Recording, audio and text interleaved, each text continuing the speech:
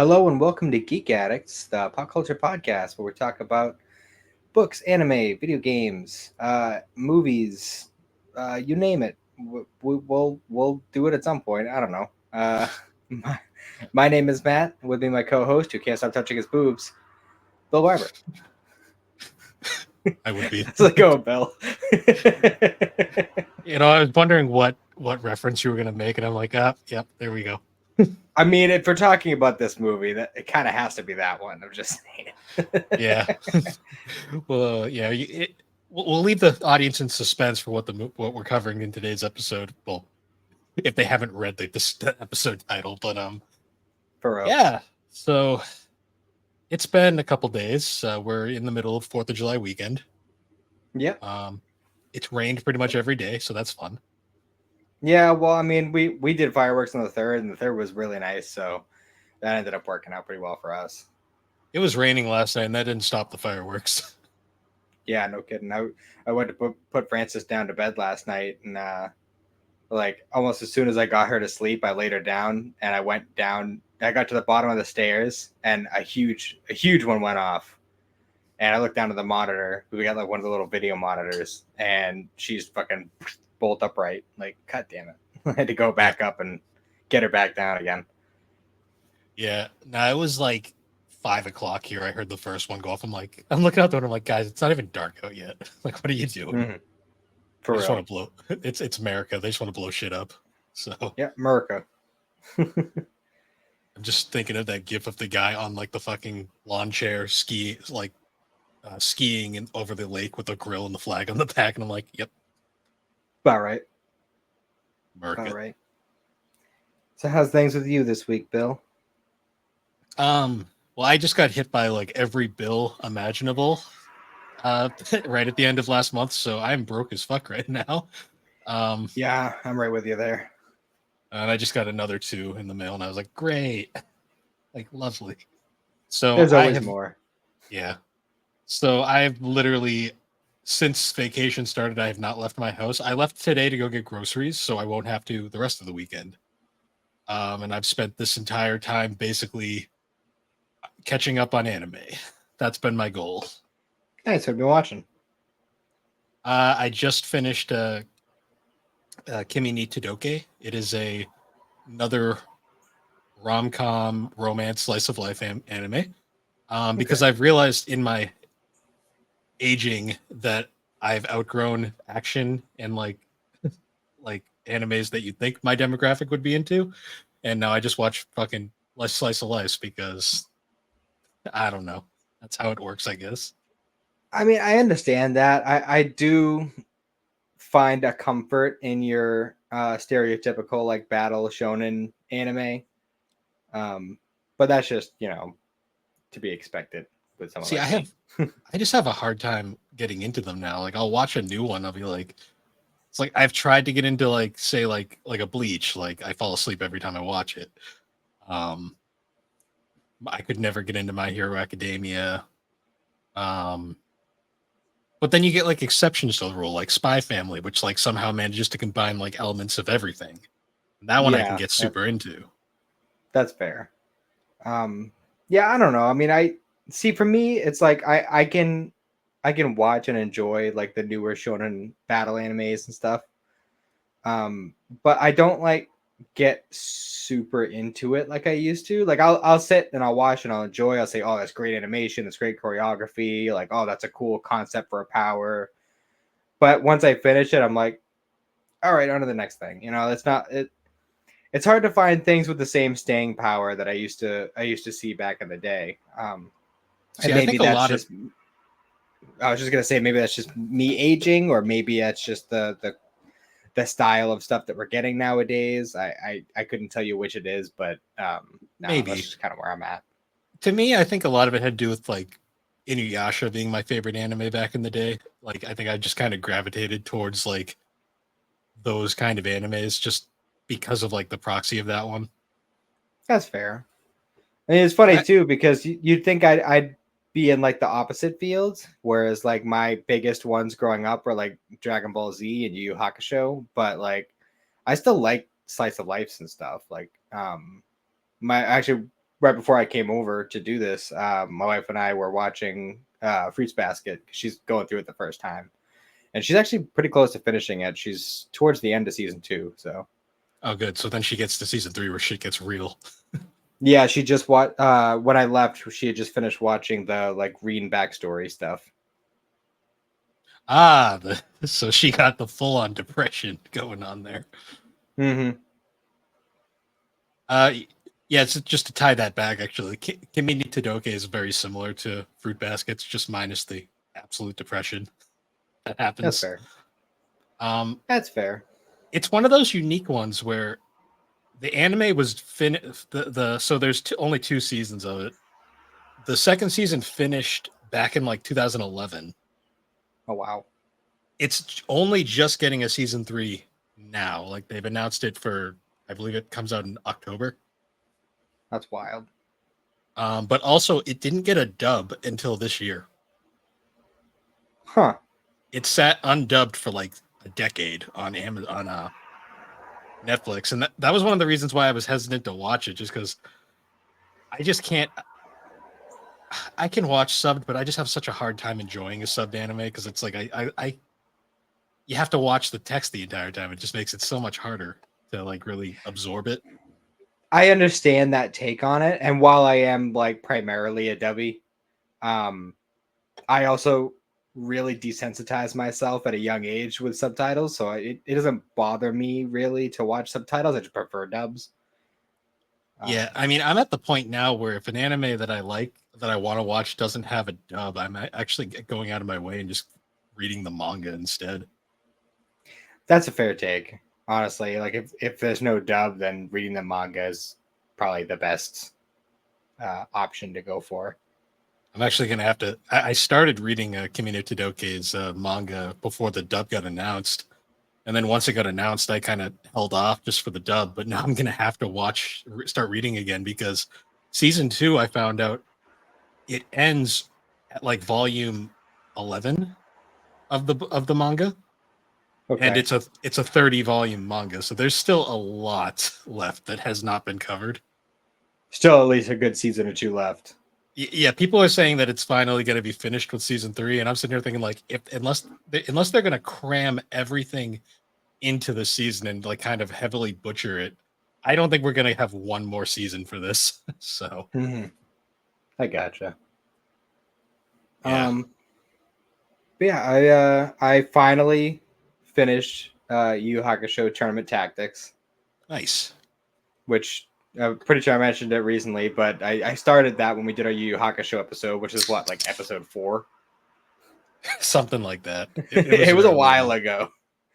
But you know, like it's a good game that you can just jump in and out of. You know, it's not one that like requires you to be right there with it consistently. You know, you can go in and out.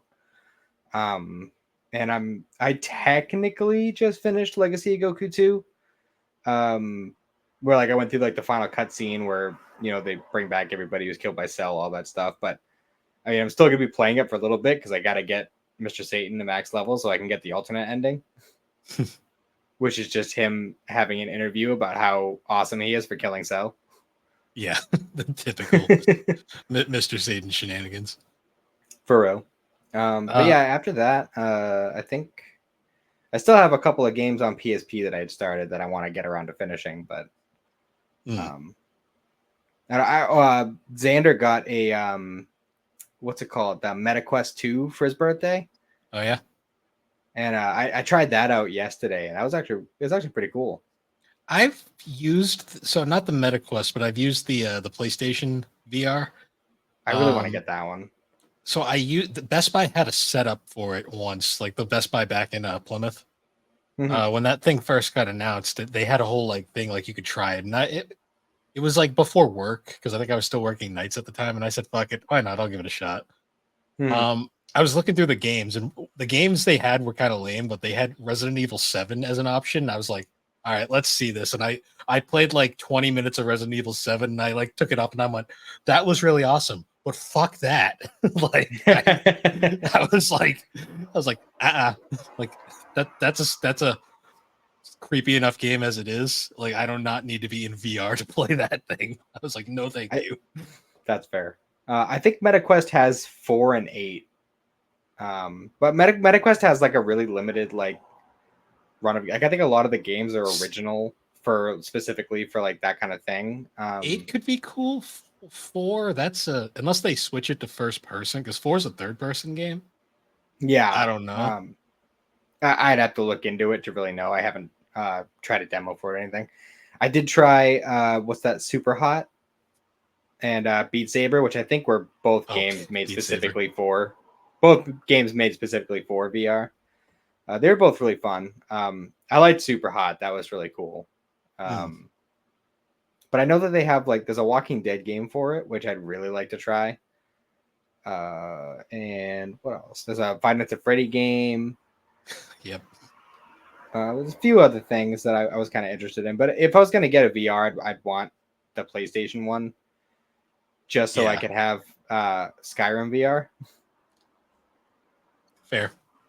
Because I mean, if I'm gonna go into a VR world, I'd want it to be something like that. That'd be awesome. See, I'd be extremely basic and just play Minecraft. But Weirdly enough, not on the MetaQuest. Roblox is, but not Minecraft. interesting. I mean, Minecraft would be honestly like that would probably be like the thing that would make me want to play Minecraft is if it was VR. See, I just like the builds. Minecraft is like my I need to kill an hour game. I'll pop that in and I'll just build a tower or something for like an hour. That's fair.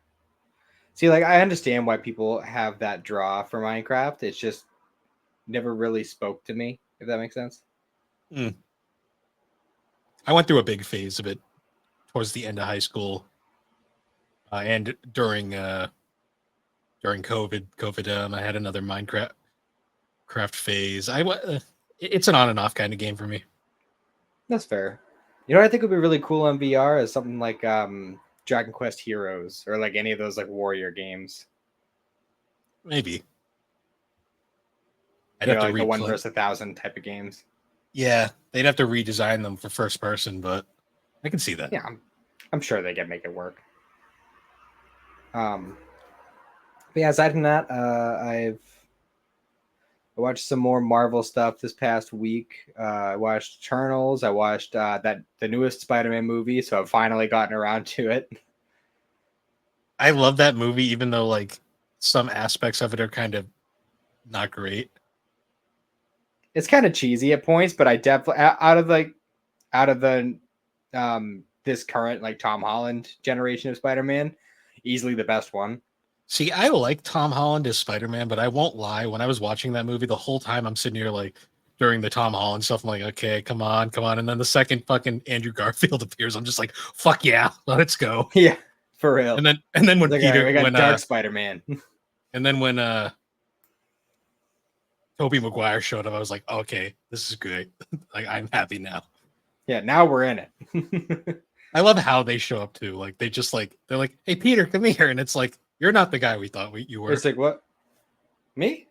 Like, I also love the line where like Tobey Maguire Spider Man's like, he's like he does like his web thing, and they're like, he's like, what? Wait, what's a web cartridge? He's like, what? You mean it's not just part of your arm? Because yeah, right. that was the thing at one point. I forgot about that. Yeah, it was like what is it like? How do you like do that? Like we're curious. It's just like I don't know. I don't like do breathing. I just have it. Like what do you mean? Yeah, yeah. I like that. I like them. They brought back the guy who played Doc Ock, and he fucking nailed it like the entire time too, which I thought was I great. mean, I mean everybody they brought back, and I love how they gave closure to all those villains. Like it kind of makes me want like a continuation to the other iterations of Spider-Man because now everything's different. There's been rumors about potentially doing a Spider-Man 4 and an Amazing Spider-Man 3 just to continue those storylines. I don't know if it'll ever happen, but Yeah, well, that could be fun. even if they wanted Um, to do like an animated thing, like I'd be into that. Just my like a little something to show like what like the effect that those changes in the timeline has had. Because especially when you think about like, all right, we got three major villains from each of the the Tobey Maguire movies, and then you got the two from the Amazing Spider-Man, and we're changing things with each of them. So like, I mean, look at it this way: like the changes you make to Green Goblin, right? Yeah, they made him That's actually going have to a cool suit for once. yeah, but that's gonna like directly affect what would have happened in Spider-Man 2 and Spider-Man 3. So it's like, how would the changes from the first movie affect the second movie and so on? You know what I mean? Hmm. Be Then interesting. they reformed Doc Ock, which I thought was a cool touch because the actor there blew it away. Like I still think he was like the best guy out of the entire film. For real. And I will say I'm a little disappointed that they didn't get back Topher Grace for Eddie Brock in that one last scene at the end. True, I kind of like Tom Hardy though. Like I thought his performance was pretty good. That's fair, but I just thought it would have been kind of cool to just have him and like just him sitting at the bar, just like these goddamn Spider-Men. Like, I mean, I'm still trying to figure out the implications of that scene because it basically kind of confirms that Venom's gonna happen in the MCU at some point. But well, they did Venom movies already. Are those not part of the those MCU? those are part of the Sony verse. It's a completely different universe. That's bizarre. So the reason Tom Hardy was there is because the portals were all fucked up. So he had got sucked into their universe briefly. That's why he got sucked back at the end. Mhm. So Yeah, I mean, so I picked up on that, but I don't know. I just no, thought that's it a was kind of completely weird. the Sony films are all their own standalone thing. Yeah, but the That's MCU kind of makes all those one and the same, right? kinda it's basically the parallel universe kind of thing. It's like how there's the Tobey Maguire universe technically exists in its own thing, and then the Andrew Garfield universe exists in its own thing. Hmm. And then I have to wonder, like, because the way it ends, like, obviously, like, obviously Doctor Strange is a big part of this movie, right? Yeah, The way it ends was set up for the next Doctor Strange movie, the Multiverse of Madness or whatever. Um, obviously that's gonna lean more into multiverse stuff. So you gotta wonder, is he gonna be responsible for um the Wolverine Deadpool movie coming out soon, like, and like the X-Men and the Fantastic Four, like all that stuff that's coming out in the future, like. that's a good point. I don't really know because I haven't been really following any of the Marvel movies since the Spider-Man one. I'm gonna watch Deadpool and Wolverine just because I have to at this point. But Understandable. it's like the one thing we've all wanted since like they started doing X-Men movies. So Ever since they first referenced it in that first movie, yeah. was like, what'd you expect? Yellow spandex? Well, because when that movie first came out, people didn't think. Why am I brain farting his name right now? What, Who plays Wolverine? Wolverine? Yeah, who plays Wolverine? I'm having a brain fart. Um, Hugh Jackman. Hugh Jackman, duh.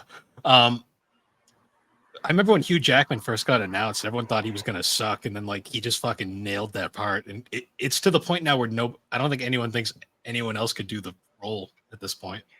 Yeah, well, he was a total unknown when he was cast as Wolverine. I actually, like I think I mentioned before, I just recently finished listening to Patrick Stewart's memoir, and he talks a little bit about how he got cast and everything, and Hmm. how Hugh Jackman came on. It was just like nobody knew who he was. He's just some random Australian dude, like, and it ended up being like perfect He fucking stole the show, that's for sure.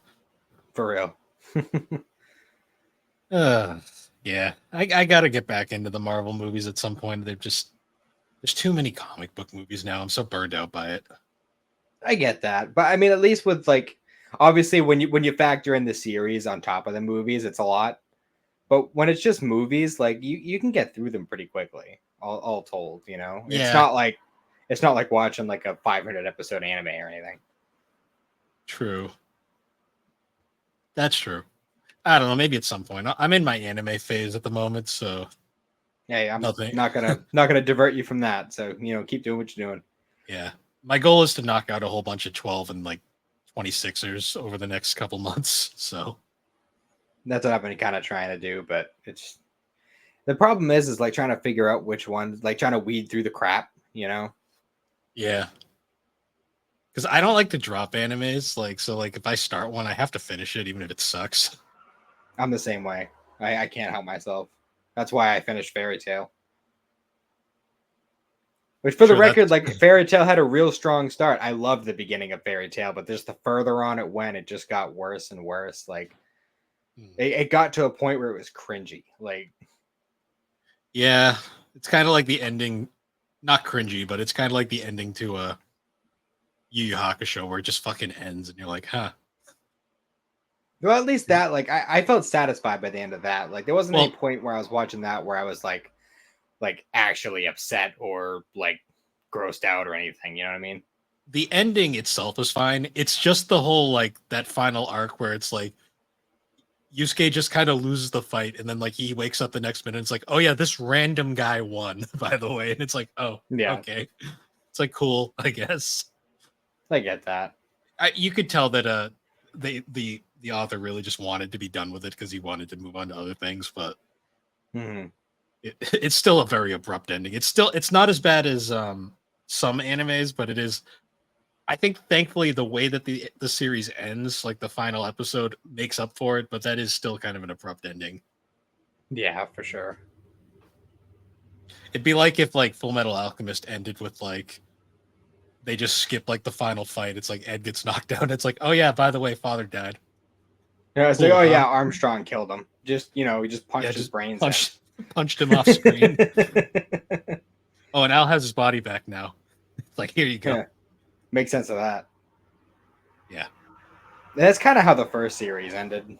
Well, Like yeah, not that like was exactly like the movie kind of fixed a lot of it, but like the first anime series just kind of have just like that ending. Like it just kind of ends. I've Like there was like a final confrontation, but it wasn't nearly to the scale of Brotherhood. I've watched bits and pieces of the original Full Metal Alchemist anime over the years, and the more I watch it now, after watching Brotherhood and reading the manga, the more I'm kind of like, they really, when she let them basically do whatever, they really fucking went in their own direction. Because my god, there is so much edgy shit in that 2003 anime. Oh, for sure. But I mean, it's one of those things where like you give. I'm trying to think of how much it might have been like the first 7 or 8 volumes of manga out of like a 30 volume manga. And when you get something this like I'm trying to think of the right way to word it. Like Full Metal is a very interwoven it's a tapestry of events. Yeah. And when you just get the beginning of it, it could literally go anywhere. Like Oh there's yeah. No, I can see exactly where they got their conclusions from, but like they could have gone way fucking nuttier than they had gone, and it would have been right in line with the way it started. You know what I mean? It was one of those yeah. ones where it could have gone in any direction based on the way it starts. I think to me, like the biggest problem with the two Full Metal series is like you really have to space out your watching of them. And Mhm. I'd honestly say you should watch 2003 first. Hi, car. You should watch 2003 first, then take like a big break, then watch Brotherhood. Because I feel like if you watch Brotherhood first and then take a break and watch '03, you're gonna have it's gonna be a lot harder to appreciate 2003. I would definitely agree with you there. As somebody who did watch it that way, I definitely agree with you. It definitely it does cheapen it a little bit.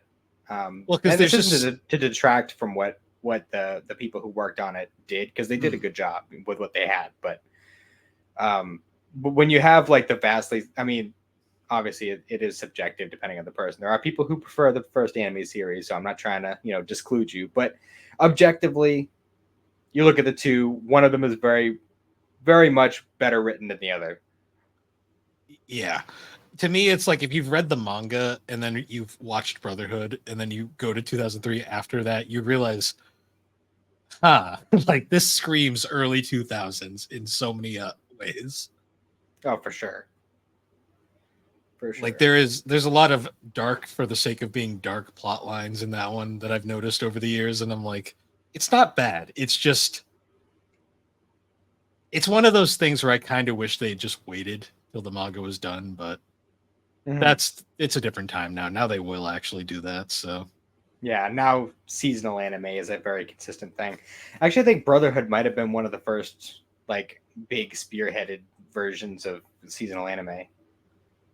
well, I know it was a lot of people love to compare um they love to compare Full Metal with Fruit Baskets, hilariously enough, because they kind of have a similar like thing where like the original series came out and it was kind of not exactly what the author wanted. So then they made a better version later on that actually was true to text. Yeah. I mean, there's definitely plenty of examples of that. I mean, Helsing does the same thing. True. Um, I mean, I know there are I mean, others too. we got Rurouni Kenshin right now. Yeah, Rurouni Kenshin, Trigun is also doing that Dragon. now. Yep. So I mean, I think it's becoming one of the more common ways to handle some of those shows that came out a while ago that didn't really hit the nail Berserk's getting just right. another anime pretty soon. I think that's a fan project. I saw it I've read pop up up. on it a little bit. I don't know. I'll have to recheck into that. Either way, Berserk's ironically a reverse take where the redone anime is considered worse than the original.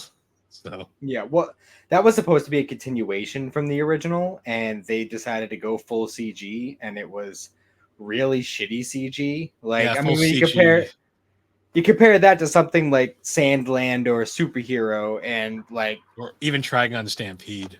yeah, even try to get Stampede or Dorohedoro, like the Berserk 2016 anime looked like hot garbage. Hmm. I mean, the story was still, because I had read the portion of the manga they had covered years ago, and they got that pretty well. They skipped over some stuff that was kind of inconsequential, but makes sense Hmm. in context. But overall, like, they hit the story beats they needed to hit. It just looked so shitty, Yeah, and unfortunately. the movies were very heavily done CG too, but they were, they had a movie budget, so they did it a lot better. Yeah. I will say, out of all the remakes, though, I'm pretty sure the only one that I know of that the author of the original source material absolutely despised was the original Fruit Baskets anime. That's fair. Because I know she basically, from what the story is, that the original Fruit Baskets anime was made during a time period where the author Natsuki Tiyaka, she actually had suffered a hand injury and she wasn't able to write for the time Mhm. being. So they were doing that anime in the background, and apparently the director just like brushed her off basically for every suggestion or like thing she would point out that was wrong, and he basically just did his own thing. Mhm. Because there's so many points throughout the original Fruit Baskets where it's like they play up the comedy for no reason in a scene where it's really not supposed to be comedic. Um, I've said it before, like we did a whole GNC episode going over Fruit Baskets. I said I it was in on that that like, yeah, that was one of the one. that was our third collab before we just started Geek Addicts. I believe so. But I said it on there, like they absolutely butcher the final arc of season one because the first anime basically just covers season one of the second anime. Yeah, Um, because it ended with like the Kyoto form arc, right? yeah, and they absolutely butcher that in the original anime. At least in my opinion. I'm sure some people probably defend it, but I That's don't fair. like. I intend to get around to watching the original at some point, just for the sake of completionism. But I mean, I'm not expecting a ton from it after watching the newer version. Yeah, if you've watched the 2019 remake, it's going to be really hard to go back to the 2001 anime. It'll probably But just be like a casual watch kind of thing, like not like paying super hard attention to kind of thing. yeah, it's really just the animation is so much worse too. But that's a nitpick. Um, the Yeah, that's soundtrack just is the soundtrack is mostly. really good though, Oh, that's good. That's always good. and the voice Soundtrack can cast make or break a series. and the voice cast. I mean, for the most part, it's the same people from the remake because they got most of them back. But the voice cast is really good as well. It's just Mhm. the way they handled the original anime is just not great. Fair enough. But yeah, we're already half an hour into this thing and we haven't even got to our topic yet. Um, so speaking of anime, and if you couldn't guess from the start of this show, we're talking about Your Name. The what year did this come out? It's old now at this point. Well, old-ish. It's still Um, recent in the grand scheme of things. it's 2016, so we're getting close to it being over 10 years old. My God. Yeah. Um, There's a part of me that was really considering just letting this just be like a off the cuff, just shooting the shit kind of episode and just leaving the audience in suspense about why I mentioned you touching your boobs. yeah, that would be interesting. Oh boy. But yeah, your name. I'm curious, what caused you to watch this one just out of the blue? um, I don't know. I mean, I've heard you talk about it a couple times, and it's been brought up, and I've seen it in just different anime fan circles and stuff like that. I just like I wanted to start watching more movies in general, and I know I still have a bunch of Ghiblis that I have to watch, but I don't know, like that. Like I was thinking to myself, like I want to just watch a movie, nothing that I have to invest super heavily in, and that was just the first one that came to mind, and so I just searched it up and saw it on Crunchyroll. So that was all it That's was, fair. really. Literally Yeah. just a spur of the moment decision. Yeah, your name is an interesting one because it really kind of came out of nowhere. Like I remember so the way I got into your name was literally like me and Alex were just like hanging out one day. She was home from college and I was I think it was a weekend, so I wasn't working at the time. And we were just chilling in a Walmart and we were looking through the anime section because that's back when Walmart actually had a decent anime section. Mhm. Um, and she was like, "Oh, look, it's your name. I saw that movie in the theaters back in where she went to college." And I was kind of like, "Oh, is it good?" And she's like, "Yeah, it's really good." So I said, "Fuck it," and I bought it. I just what the Mhm. fuck because it was like $20 for the Blu-ray. And then we went home and watched it that day, and I remember not really having any expectations for it and just kind of being blown away by the story and like the animation and just like everything around it. Um, it is so I guess for a little backstory, it is the creation of a director named Makoto Shinkai, and Mhm. Makoto Shinkai has done a bunch of anime films over the years. He's kind of like the modern day Ghibli in a lot of ways. Like his films have all been like super well received. I think Your Name is actually like his like sixth film, maybe. Mhm. He had a whole bunch before that that I've still got to watch at some point. I'm planning on watching them all because I want to do a GNC for them at some point. Okay. But Your Name was like all of his films had kind of been they were well received, but none of them were like these like smash hits by any means. And I think Your Name was the first one that was like a massive hit. Yeah. Like I it can was see one of the why. it was like one of the biggest anime films of all time, I want to say. Mhm. Um and interestingly enough, it's kind of hard to see how well it did, but it had a budget of 750 million yen, which that sounds like a lot, but if you know the conversion rate, yen isn't actually as much as it sounds. That's But it probably about 7 million if it was Yeah, converted to US. yeah, something like that. The film made 382.2 million, so dollars. Wow.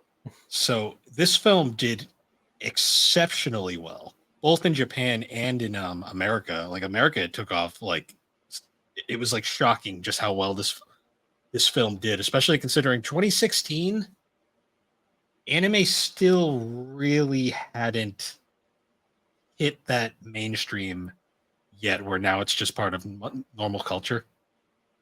It was definitely reaching up to that point though, because I mean by that point we had already had um I think Resurrection battle F we've had already yeah, Resurrection F and Battle of Gods had come out. I think by that because it came out 2016, you said?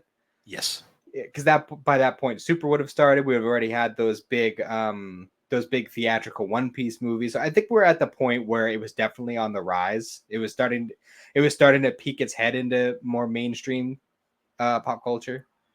yeah.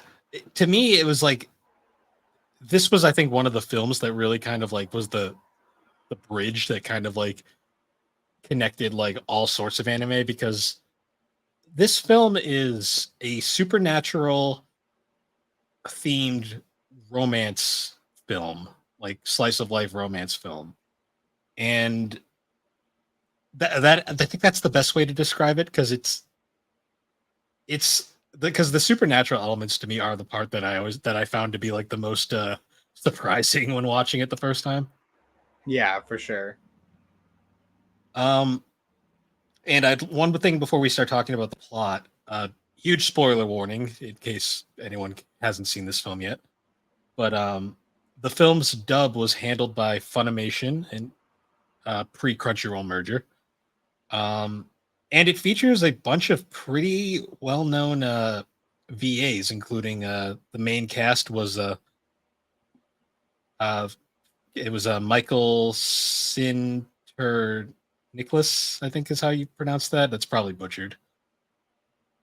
Um, what did he do? I'm sure he's done something that I know of.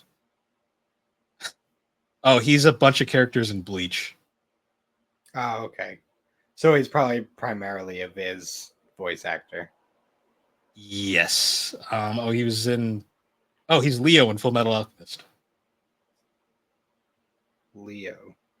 I don't know who that is, but he's somebody in that. Is it Full Metal Alchemist or Brotherhood? It just says Full Metal Alchemist, so I'm assuming the Oh, that's original.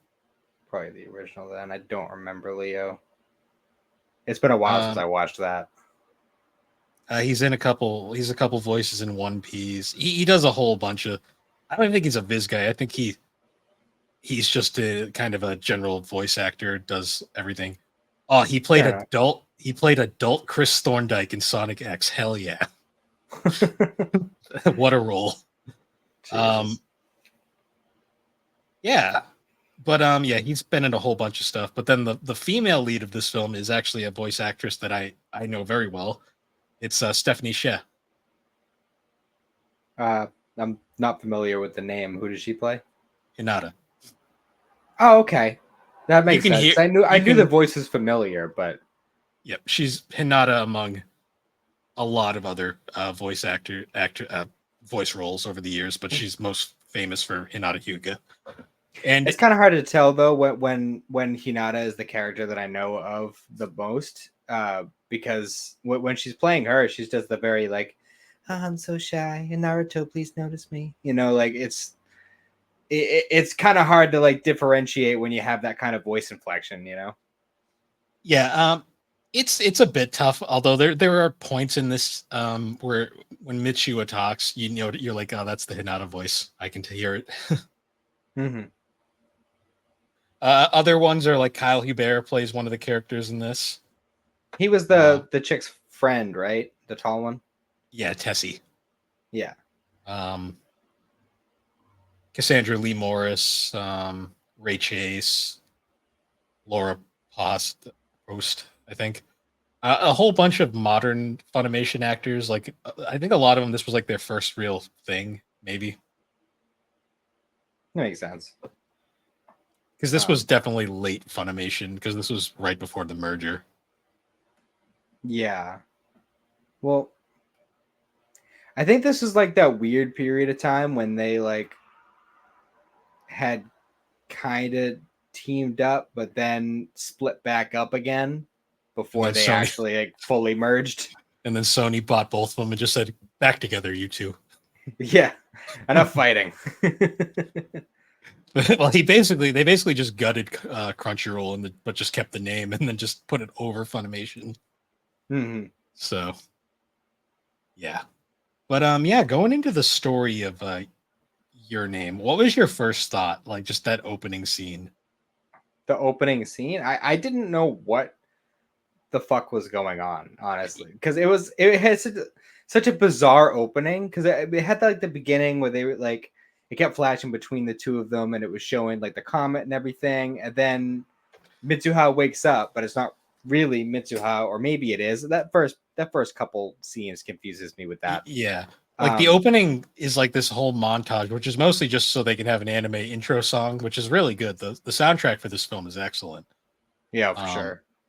but there's a whole like scene where like it's showing like these progressions between the two main characters, Taki and Michua, and it's like showing them age up and then like de-age and like switches between the two parallels. There's the whole Mhm. metaphorical red string of fate thing going around, and then the comet, which are all I'm like watching it now. I'm like, wow, this just kind of spoils like the film entirely. If you Yeah, once you've watched it the first time, watching the beginning part again makes so much more sense than it did the first time. yeah. But then the first scene is literally Michio just wakes up and is like bugged out of her mind. And I still remember my entire reaction. I just looked over at Alex as we were watching it, and I'm like, is that the dude in the chick's body? And she just goes, I don't know, maybe. And I'm just like, okay. And then he proceeds to do the thing that all dudes do, where they, well, all dudes would probably do in this situation, where he immediately grabs the boobs Yep. and then takes the clothes off and has the epiphany. And he's like, oh my Yeah. God. The oh my god, I have boobs moment. Yeah. He's like, I don't know Yeah. what to do. Yeah. Um, yeah, and it's the film's whole premise is very interesting, where it's essentially it has this weird, so it's really confusing because Michua is older than Taki, but when they switch, it's like he's going to like that time period when she's like in there, and then he's still in his. It's weird how they do it. Like it's Yeah. I've It's like their minds are the same age, but they're body swapping through time. So like yeah, technically Mitsuha is like 3 years older than him. yeah, because there is a scene later on where Michua goes to the city, and runs into Taki, but he has no idea who the fuck she is. Mhm. Um, and it's because there's a time difference. It's a very bizarre way of telling a story, but it works as it goes on. Yeah, it's a really interesting twist to the whole Freaky Friday concept. Yeah, you could say that again. Um, but it's interesting because like the plot will kind of like, so we get like Taki in Mitsua's body's perspective first, and he's kind of trying to get through the day, and he's kind of learning about Mitsua's life, where she's part of this like really traditional family in this city called, I think the city's name is Amori. Uh, that sounds right.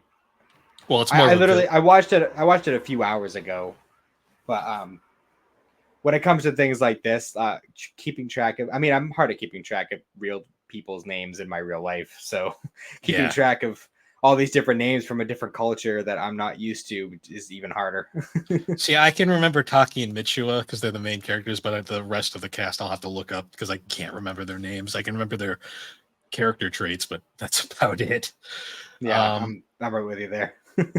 so Taki kind of goes through an entire day in Michua's body, and he's kind of like, he's basically like, they're all like, wow, you're acting really strange today. Like, you're not like at all like how you used to be. Mhm. Because like Michua is a very proper girl. Like, she has like her like fancy hairdo and everything. And like, she's basically tries to be like normal, basically. And Taki's a dude and he doesn't Mhm. have time for any of that.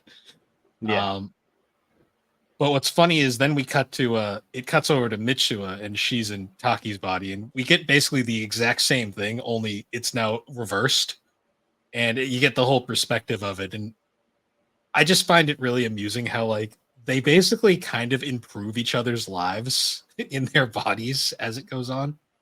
Yeah, later on Mitsuha gets Taki a date with this girl he's been crushing on just by Which is, nature of being herself in his body.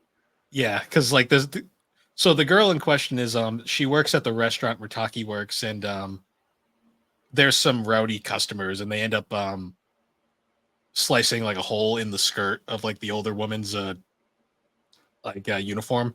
So like Taki, well, Michu and Taki's body like goes and like fixes it for her, and she finds that very attractive in a man, which is hilarious because it's actually a woman. And I think the whole time is like Mitsu is like making this like dream date in her head, and I think the whole time Mitsu was, I think, attracted to the girl more than Taki was, Mhm. um, which is really funny.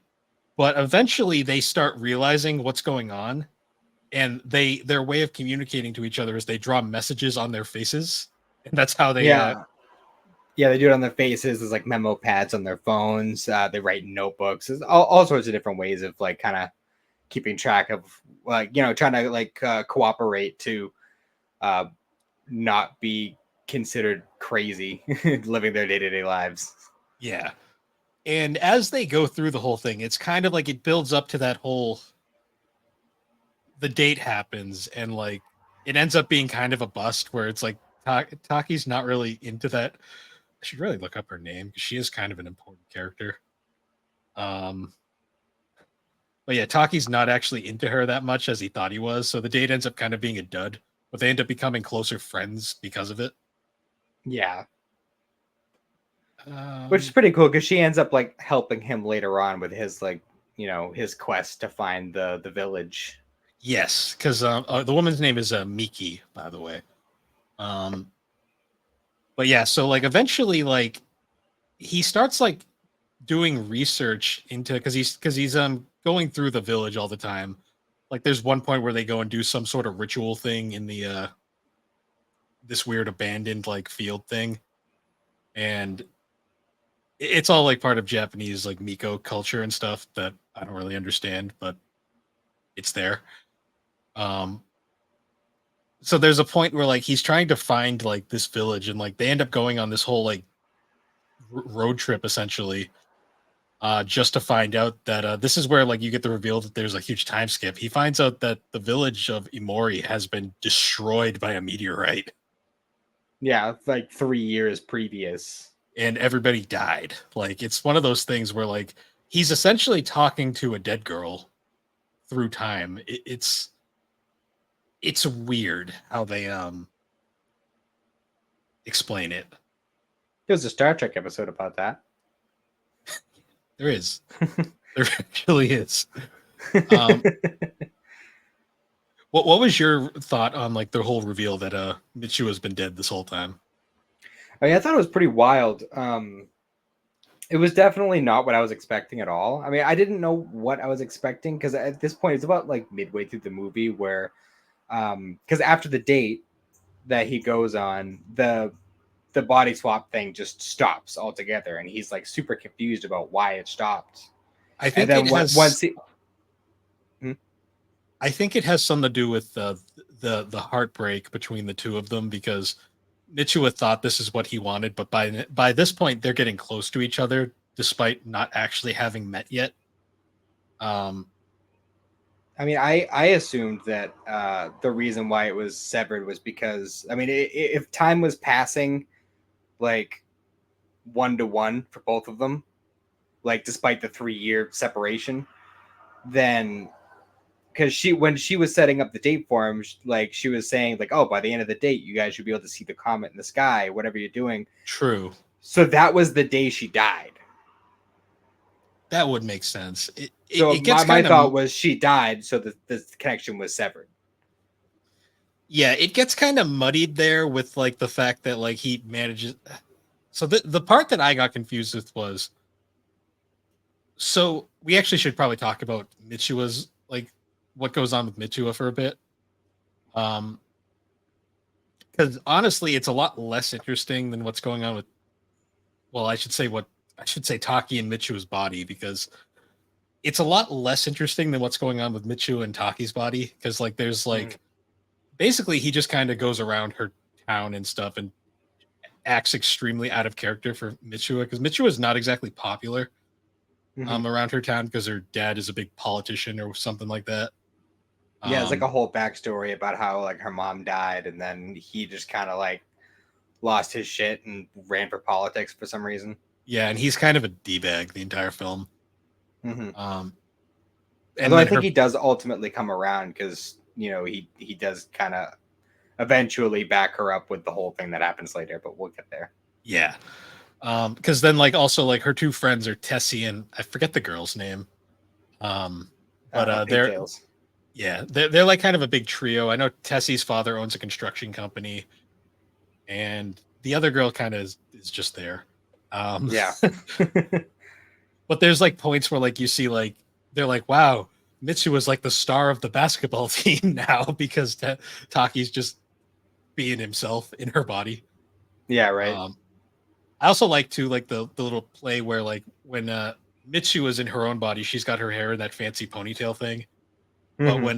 when Taki's in her body, he's too lazy to do that, so he just leaves her hair down. Yeah, or And like a she, basic ponytail. yeah, and she has a much more like delinquent look to her. Hmm. And I love like I know obviously we haven't gotten quite to that point yet, but I love how it's a plot point where they both have the same um like threaded string the whole time. Like he uses it as a bracelet and she uses it as a hair tie. Yes, because the one part where that transfer happens is she when she goes to visit him in the city, she actually gives him her hair tie, and that's Hmm. how the shift happens. Yeah, Because if you remember later on, she cuts her hair off and just has a bob, but she no longer has the hair tie. yeah. God, there's so many aspects to this movie that I want to touch on. It's just that it's such a well done like I can't imagine any way to improve on the story.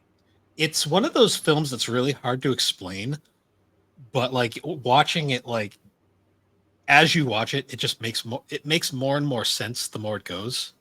Yeah, well, that's why like because I had my wife watch the movie with me earlier today because I wanted her to watch it anyway, but I knew like we were going to be doing it for the show. So once we had the opportunity, we sat down and watched it, and I just didn't say anything about it at all because I couldn't even begin to try and explain the concept. It's one of those things you kind of just have to experience.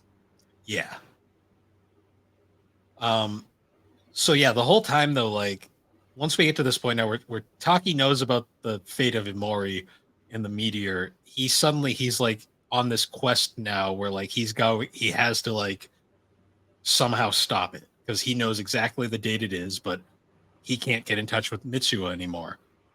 Mhm. So he ends up going to he finds the ruins of the little shrine thing where they had put away their it had some weird name. It's I'm pretty sure it was ultimately just old school sake. The yeah, sake. which was essentially they chewed the rice themselves and spit it into a bottle. It was really one of those things where you're like, ah, yes, culture. Yeah. um, On today's episode of How It's Made. it's referred to as I'm gonna butcher this Huchi Kamakaski or something. I apologize in advance. That's the best I'm gonna be able to do. That's Um, fair. but yeah, it's like it's a special ceremonial thing. Like they don't actually make it like that anymore, obviously. But Unless they're doing like a traditional like in the context of this movie where it was like a yeah, festival, like a traditional kind of thing. Which actually was kind of a plot point where while she was doing it, like a bunch of her schoolmates were like passing by, like making fun of her and stuff. yeah, and you can tell too that she's doing it for the family, but she's not into that lifestyle at all. Yeah, like she wants to live in the city and like kind of like have that kind of busy lifestyle. Yeah. Meanwhile, Taki in the opposite wants to be more free and not have to live in the deal with the city stuff. Hmm. Um, yeah, but what ends up happening is he drinks the sake from the thing, and which in hindsight is really gross, but that's besides the point. Yeah, it's how they Um, did it back in the day. Like yeah, way back when, all sake was like that. So I mean, it is what it is. well, it's just this dirty stuff that he found in like a mud pit, basically. But I um, mean, what's worse, like drinking sake that was fermented in somebody's spit, or right, in this particular case, a pretty girl spit, which I mean, whatever. I mean, Or wine, her or reaction is wine, based true. or wine that was made with by crushing grapes with dirty ass feet. I mean, either way, it's pretty True. gross. I will say Mitsua's reaction to him drinking it when she finds out is about the same as mine. So, Yeah, that's um, fair. but yeah, he drinks the sake and it somehow triggers another switch, Hmm. sort of. It's unclear exactly what happens here. Um, so like what happens next is like they end up meeting in the past because they find this like weird point that like the two timelines converge essentially. Mhm. Because before that, we see this shot of Mitsuha at this like festival that they're having, and you see the meteor split, and then it cuts and shows the aftermath of the how the village got destroyed, essentially. Yeah. Which it was a very shocking scene, and I was like, wow, like Yeah, that's dark. for Um, sure. but because Taki somehow got into his like this weird parallel spot where the two of them were could meet. They both meet face to face for the first time and are able to finally talk. And that's where Saki no, Taki gives back gives Mitsuha back her cord braid thing, and they both kind of are chatting, but they're both like saying like they should write each other's names down on their hands so they can remember. Mhm. But Mitsuha doesn't have enough time to write because she only writes a line, and she later looks down and finds out that Taki just wrote "I love you" instead of his name, Mhm. which like great job, Taki. Like that totally helps. Um, I see. I missed that entirely because watching it on Crunchyroll, there's no translation there. So I thought that was I thought he wrote his name. I no, I didn't even know he did not write his name. That's why there was she's no so trans. that's why she's so confused. Okay, Um, that's fair. but she ends up because now she knows about the meteor. She ends up going back to try and stop it, and basically she gets her friends and they're like, we need to cause a distraction, like and like get people out of here because she knows her dad isn't going to stop it.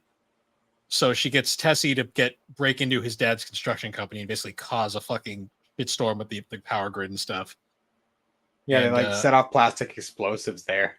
yeah, it's fucking metal as shit. But then during this scene, they switch again, and it's like, okay, like all right, it's just happening whenever now. Mhm. Um, so Taki has to essentially go out of his way, and he's the one that goes to her father and essentially berates him, and he brushes her off until he realizes really fast that it's not his daughter in there because there's a heavy implication that this has happened in the past with that family because they're Yeah, mystic and stuff. it seems like it's a generational thing because the grandmother insinuates that it happened to her and her daughter, which would be Mitsuha's mother. Yeah, So because it's like a continuous thing that happens. And my wife and I were actually just talking about this over dinner after we watched it. Like, is that how all of the like marriages like because the father picked up on it, so it makes you wonder. Okay, like did Mitsuha's mother and her father have this body swapping thing like when they were younger and that's how they got together? Because it seems like every time this happens and once it's resolved, they forget that it happened until it happens with the next generation. yeah, it's kind of implied there. It's not confirmed by any means. I think this is mostly just kind of like Shinkai Still trying to make a speculation. yeah. I think Shinkai is just trying to make us think. I will say though, it's very obvious. Like the grandmother is, she doesn't ever explicitly say anything, but she's very unsubtle about how she can tell when Taki's in Mitsu's body. Like she very well knows. Yeah. Um, but yeah, so eventually, like whatever Taki does, he convinces Mitsua's dad just in time for Mitsua to regain control, and basically they all evacuate the city right before the meteor comes, and they basically change history. Yeah. Which makes me kind of wonder is the forgetting thing part of the mystical part of it, or is it because they change history that they forgot? That's a good question that I don't think we'll ever get an answer to, unfortunately, but that is actually a really interesting way of thinking about it. I always assumed just it was just something that they would forget about, like because I always assumed the only reason they remembered at all was because of the notebooks and stuff. Mm-hmm. Um, that FedEx guy was in a hurry back there, but Yeah, they always are here. anyways, um, So then after this, it kind of leaves you on a bit of an ambiguous ending. Well, final act, I should say, where we're now back in Taki's body. Well, it's Taki's POV entirely, and he's now an adult, and he's trying to get into the working world. But Yeah, it he's says kind of like 5 years after, I believe. yeah. There's been at least a decent time skip, because he's definitely an adult now. Because he's going from job to job. He's essentially job hunting, but Mhm. he's kind of in this weird like he's obsessed with Amori and he doesn't know why. And he wants to be like an architect essentially, but his pitch to all the potential jobs is pretty poor because I don't even think he knows exactly what he's trying to say. Yeah, because it's one of those things where like he has this thing that he's trying to seek. He's trying to find something that makes him have that emotion. Like he remembers having the emotion when he was younger, but he doesn't understand why he had it, and he Hmm. has trouble conveying it because of that. Yeah. And he basically kind of get like his buddies, like he runs into his so we didn't mention his buddies, but one of his friends that joined him on his little journey quest along with Miki earlier on in the film. He's talking with him at like a cafe, and he's essentially kind of like, he's like, I don't know, I can't seem to get a job. He's like, maybe you should get a better suit. That one looks pretty shit, shit on you. Yeah, I love how everyone shits on his suit. Yeah, the entire time. And then he runs into Miki, and apparently she's recently gotten married. Hmm. Um, I didn't actually notice that until this most recent watch. yeah, if you notice closely, I think she She has a has wet. she waves and she's got a wedding ring. Yeah, which is nice. I mean, she was an adult. Like, it's unsurprising. Hmm. But yeah. So it's nice though that they're still in touch, which is nice. Hmm. Then that we also get another scene, which is a very blink it or miss it scene. But we also cut to a scene of Tessie and the other girl are sitting in a cafe talking about their upcoming marriage. Which is another thing that's kind of nice. It's showing that that basically confirms that the people of Imori did survive. Yeah, see, I missed that the first time. I thought he was just hearing a regular conversation, and then when I watched it earlier today, I didn't like it. Didn't cross my mind until after, um, right when it moves into the next scene. I'm like, wait a minute, was that like Yep. I just didn't catch it like in the moment, but after the See, fact, I was like, wait a minute. And I think it's also because they look different. Like the dude's got facial hair, the chick doesn't have the ponytails anymore. So like, see, the only reason I knew it was them was because Kyle Hubert's voice. Like I picked up on that right away. yeah, it's kind of hard to miss that. Um, I did find that interesting though because they really didn't have any romantic like connection before. I think this was literally just trying to pair the spares, Yeah, as they I say. mean, Because I don't know. well, Tessie had interest in Mitsua before, which is where I found it. I assume he just realized that was never going to happen, and he just kind of went with the other girl. But That's possible. I think part of it was just because there was like a scene when they were trying to figure out how to save the town, but when Taki was still in Mitsuha's body, where he as Mitsuha was kind of ribbing him, you know, like kind of yeah, making fun of him for like, oh, you're alone with a girl, huh? Like kind of like elbowing him and shit, like a dude would. But like, yeah. Obviously But he has he the doesn't friend have has the no concept of what's going on, so it's just a weird thing for him. yeah. Plus, he also doesn't have Taki doesn't have the awareness to realize he's in a girl's body while he's doing that. So Hmm. Yeah, it's um, just I don't know. There's so many elements to this movie that just make it so interesting. yeah. Like I'm actually realizing now haven't even mentioned we didn't even well she's coming up again, but we didn't mention Mitsu's little sister at all. Oh yeah, because there was a running joke where every time he would wake up in Mitsuha's body, he would be touching the boobs, and every single time she would open the door and And and see him doing it. and just be like, what the fuck's wrong with you?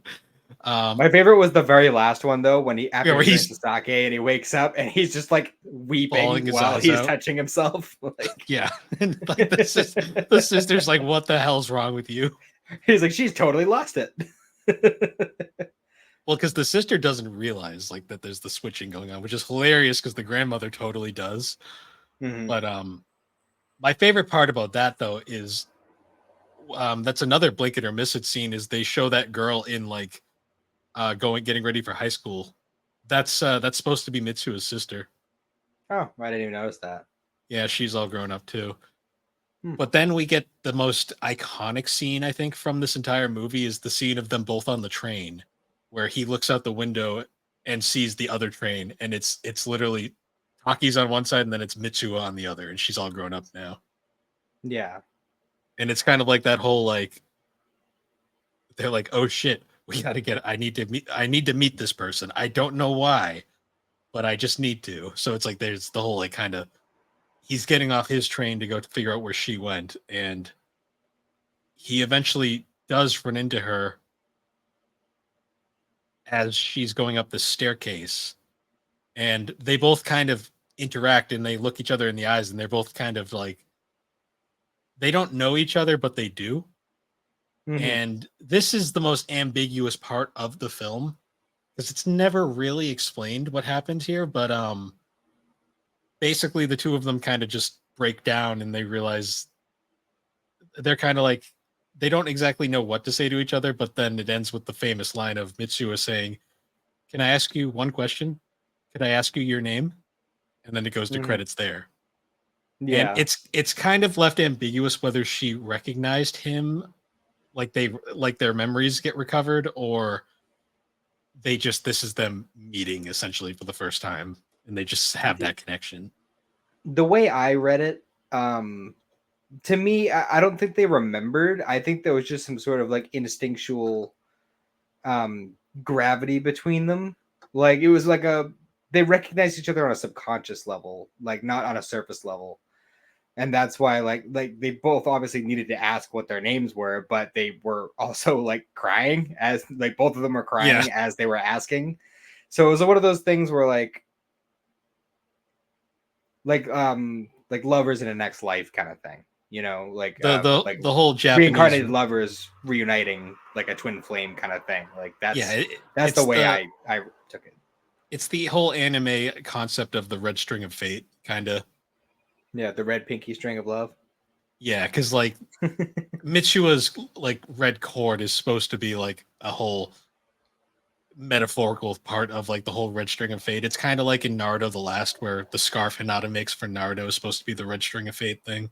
Yeah, Where it's just a Japanese kind of like trope with romance that some things do much more effectively than others. I think this film does it very effectively.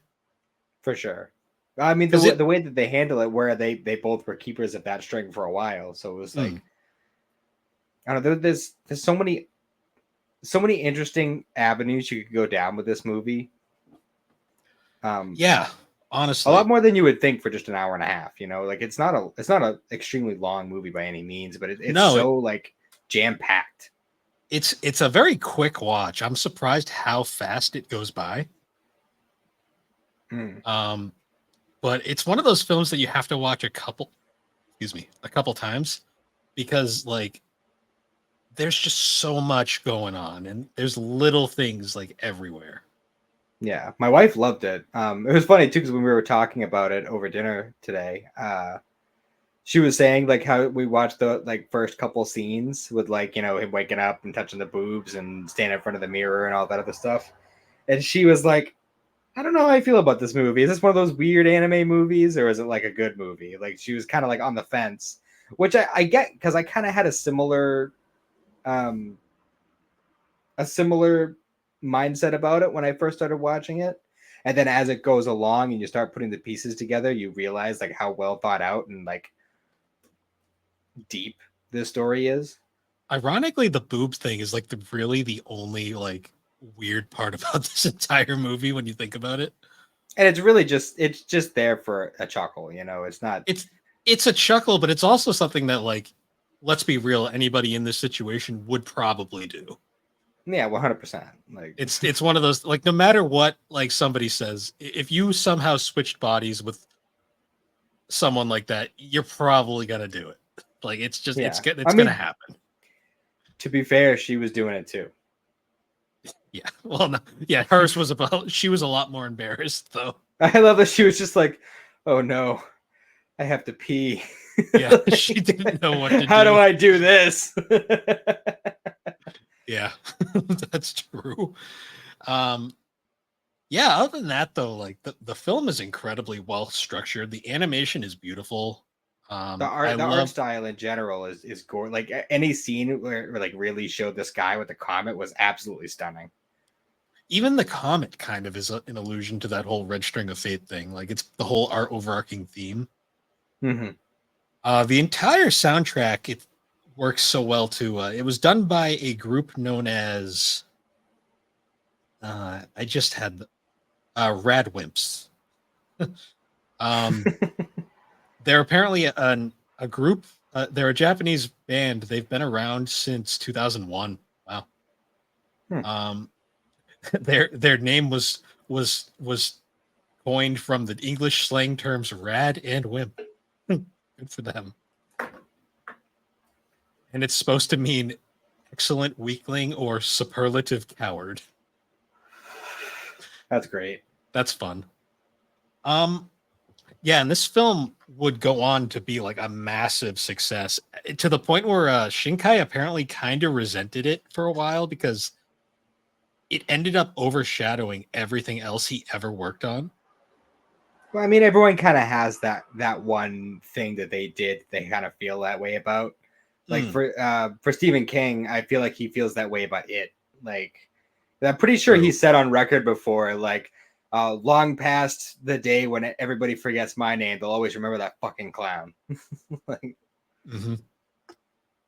I think another thing too is I've only seen a handful of his previous films, but from what I've read, the his other work is like Your Name was kind of like the black sheep of his category when he of his like discog like filmography when it first came out because like all of his films have a supernatural element to them, but like Your Name was like the one that was like the first like full on like romantic kind of thing like this. hmm. And I feel like he had some issues with it when it first came out just because it kind of like made it kind of like just like it meant that like he was gonna have a hard time topping it. Yeah.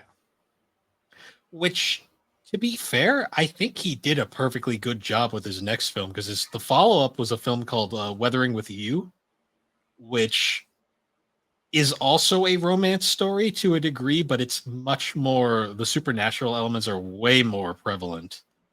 Hmm. And it doesn't actually end on a super positive note, kind of. I'm not going to spoil it because I know you haven't seen it yet, so I want you to watch Hmm. that eventually. Um, that in a it takes place before the end of Your Name because Taki and Mitsuha both appear at one point in the film, which is a really nice callback. I like when creators do that kind of thing. It's always a fun little nod to the the faithful watchers, readers, etc. Yeah, it's. I want to say it's before the end of Your Name, just because it's implied that Taki and Mitsuha have not met yet, Hmm. or re-met, I should say. But they're both adults, so it definitely happens at some point during that 5 year time skip. Or 8 year, depending on your point of view. True, Mitsuha is Mitsuha is the older one, but he's also done another film that just came out that I still need to watch called Suzume, which I've heard is also kind of bizarre and wacky. But I've heard of that one. that I don't know. one's I know nothing about it, but I know I've heard the name before. it's also on Crunchyroll. I know the trailer for it played before a bunch of anime films that came out a couple years back, so you might have seen it there. It's possible. But Um, yeah. Other than that, like the only other things I didn't have time to read them, so I can't really touch on them fully. But there is a manga adaptation of Your Name as well, which is apparently oh, very nice. There's is also it just a single volume or no, it's actually 3 volumes. It's okay? so it tells the full story. There's a novel adaptation, like a light novel adaptation of it, Hmm. and there is also a second manga, which is an alternative. I believe it is like an alternate viewpoint of of the story through like the people surrounding Taki and Mitsuha. Okay. But there's 5 mangas in total essentially, and then a light novel if you really are interested in more Your Name content. I might have to check out some of that stuff. You can find them at any bookstore. They're pretty always in stock. Bookstore, what's that? All right, they don't have those in Massachusetts anymore. I'm spoiled because they're fucking everywhere down here. Not unless I want to go for an hour-long drive. Yeah, I mean, there's Newbury Comics. I'm sure it's there, probably. I've seen them. They have some of that stuff. They don't have like a ton of variety with that. I know I've seen there's like a novelization of Totoro and a couple other things there, but they cycle stuff out. So I'll have to go by there at some point soon and see what they got. Yeah. I still think though, like the ending might be one of my favorite parts of this film, just because it's a happy ending, but it's such an ambiguous ending, and I kind of like that. Yeah, because I mean sometimes like kind of touching on how I mentioned Fruits Baskets earlier, where Fruits Baskets has like the epilogue where it shows them like happily married and their grandparents. You know what I mean? Like it's just too much. Like I would have preferred it if it was just like, okay, we're off. It's the first day of the rest of our lives, and just end it there. Kind of like how Fullmetal Alchemist did, where they went on their respective journeys, and you see like a little tiny snippet of the future, but like not like maybe like a couple 2 3 4 years in the future, like not like so far ahead that they're at the end of their lives. You know what I mean? Like I like having that kind of like, okay, you know the story, and now they get to live their lives as they would have. You know what I mean? Like I just feel Yeah. like that is a more satisfying conclusion. Well, I mean, if you want to be a pessimist, technically, like for all we know, like they could like go from here and never talk again. So It's entirely possible, but it's a that very that's part of I was gonna say that's part of what makes the ambiguous ending good, is because it's up to the person consuming it to decide where that goes. I mean, me personally, I feel like it's probably just going to continue on, like they're gonna date and whatever. Like that's probably what is gonna end up happening. But I like not knowing, if that makes sense. See, I just want to know, did Taki ever find a job? Yeah, right. Because we find out in Weathering with You that Mitsuha has a job, not Plot Taki. twist: they get married. They get married, and he goes into politics. That would be such a weird take, especially because Taki's obsessed with a fucking painting for most of the film. For real. Uh, we're making kind of jokes about it, but this is an excellent film, like overall. No, it's absolute. Like if obviously if you're not into animated medium, then I don't know why you're even listening to this show. But anyone who likes that kind of genre or medium, like this is fantastic. Honestly, I give it like I don't think I really have any problems with it. I'd probably give it a solid 10 out of 10. The music is perfect for the tone that it's going for. The animation and art direction is perfect. The acting is spot on. Like Yeah, I can't think of a single wasted moment in this film. yeah. There isn't even like a slow part like on rewatches where you're just like get on with it. It's like everything is so well structured, and I also love too that they didn't really follow up on it at all. They kind of like immediately just kind of left it as is, which I like. I Mm-hmm. will say though, I'm a little worried because there is a live action adaptation in development right now. Oh, there is. Cindy was actually just saying that she kind of wants there to be one. So we'll see. So it's an American adaptation. So I'm Ooh. already not. So it's an American adaptation, apparently being produced by J.J. Abrams of all people. Um, It could go either way. my only It's a coin flip. see, I'm hesitant mostly just because they've been through 3 directors already, That's fair. which is not a great sign. But I mean, it's one of those things where I've seen good Abrams movies and I've seen bad Abrams movies. So Yeah, it's also the track record for American adaptions of anime is very hit or miss. Like One Piece is like the exception that we'll always bring up. There's also the Rurouni Kenshin films. Well, no, those are Mhm. Japanese. What am I saying? Yeah. Those are good. Yeah, it's like never mind. Forget I said that. Um, there's One Piece, and that's about it. I mean, I uh, love. Detective Pikachu was all right, but that was technically a video game movie. Yeah, I don't count that as anime so much. Um, to me, like, I mean, I love the Netflix One Piece. No, the Netflix Death Note, not because it's good, just because it's fucking amazing. Yeah, Um, that's for sure. that film's great for all the wrong reasons. No kidding. Uh, but yeah, it's we'll have to wait and see on that. I mean, I'll probably go see it. Yeah, I probably will too. Honestly, I don't know if is it going to be theaters or is it just going to go straight to streaming? Do you know? I don't. I mean, there's not enough about it at this point yet. I mean, they haven't even started filming it yet. So That's fair. So it's probably at least a few years out. yeah, if it even gets that far, because I mean, for all Yeah, we know, this could get canceled quietly in the background, and no one will ever think of it again. true. Um, I I'm not 100% sure. I need to look into it, but I think The Boy and the Heron might be on Netflix now. I gotta watch that because I want to do a follow up for GNC because we did that we did the whole retrospective there on GNC, and I'd like to reach out to Rick. I'm not sure if he's doing collabs right now, because I know Hmm. he's on a break, but I'd like to watch that movie and have Rick back on to cover it. So that's Yeah. something farther down the line. Well, I mean, obviously, I don't know him personally. I don't want to speak for him, but uh, I feel like a one off with somebody you like and respect is different than kind of running your own thing. So True. I your chances are probably better than null. So Yeah, I mean, I have no idea when me and Alex will get around to that, anyways. But that's that's just a true. thought for the future. Well, But I'll cross my fingers and hope to see that in the future yeah, or I'm hear it. I guess.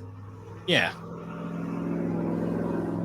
And as the car goes by, anything else we want to cover before we sign off? Or No, I think that pretty much covers it. If you haven't watched it, please go and do so because it's totally worth it. oh yeah, it's honestly like a kind of a gateway anime film that really will get you into the whole idea of anime movie, like standalone anime movies, Yeah, because there's a ton of them out there and they're really good. It's just you kind of have to just be in the mindset for something like that. yeah. It's kind of like a hard thing for me though with anime movies is because like a lot of times, like I said with this movie, like I was satisfied with the way that they handled the ending, but at the same time, I want more information about the world and how it works and how the magic works and every like a prequel. Like I want to know what was going on with Grandma there. Like you know what I mean? Like um just I don't know. There's a part of me, and I end up feeling that way about a lot of those standalone anime movies. Hmm. Like Spirited Away. What the fuck is going on there? Like you know what I mean? Like an there's an got to be more amazing to that. Like it's an amazing mind fuck. That's exactly for what real. Spirit. Like that was like the Uh, biggest fucking acid trip of a movie I've ever seen in my life. that's Like, still that's still my second favorite Ghibli film. no, it's a great movie. It's just like it threw me for a loop. And spoiler, The Boy and the Heron does a similar thing. It throws you for a total loop. Like I'm looking forward to watching it. I'm curious if it's going to top The Wind Rises because I still think The Wind Rises is a perfect film, but hmm, that's for another podcast discussion. fair enough. Um, yeah, but anyways, guys, that's about it for this one. So once again, thank you for watching us. I'm completely lost. Thank you for listening to Geek Addicts. You can find Geek Addicts on all your major podcasting platforms, particularly Apple Podcast and Spotify. You can also find us over on the SuperPod Network, along with a whole bunch of other awesome shows, including like the likes of SuperPod Saga, Super Ghost Radio, Retro Rehab, and Novel Console, Gaming Together, The Elder Trolls, Friday Night Gamecast, Bar Silence, Fine Time. There's some GNC shows. Don't worry about them. Um,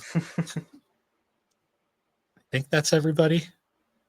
Remember 64. Remember six. I always forget You somebody, and then you always forget 64. no. It's either I forget Remember 64 or I forget Bar Silence, and I always feel like a douche because I love those guys. But Well, I mean, to be fair, I don't think anyone's expecting you to list off the whole like fucking 15 shows. So. I know, but I want to because they're literally all my friends. That's fair. uh, Understandable. but yeah, you can find us all there, and then you can also find all of our links at linktree/the Barber Who Games, or you can join the GNC Podcast Network Discord server for all sorts of nonsense over there. And with that, everybody, we will see you all later. Have a good one.